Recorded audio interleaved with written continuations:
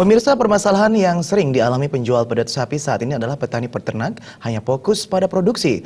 Dampaknya petani peternak tidak mampu memasarkan pedet miliknya secara langsung.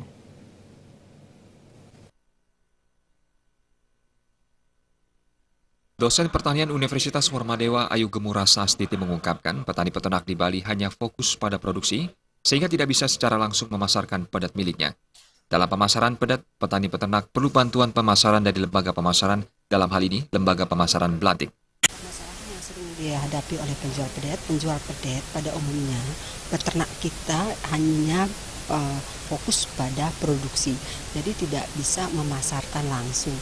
Jadi dalam pemasaran ini perlu bantuan lembaga pemasaran. Salah satu lembaga pemasaran yang sering digunakan oleh petani peternak kita adalah Belantik. Jadi dengan bantuan Belantik inilah pedet itu dipasarkan. Alangkah bagusnya kalau peternak kita bisa memasarkan langsung ke pasar hewan, ketemu langsung dengan pembeli, sehingga rantai pemasaran itu pendek. Dengan pendeknya rantai pemasaran tersebut, harga jual dan keuntungan dari peternak itu akan tinggi. Ayu Gemu menyarankan, meski Lembaga Pemasaran Belantik dapat membantu petani, petani lebih baik menjual langsung pedet ke pasar hewan.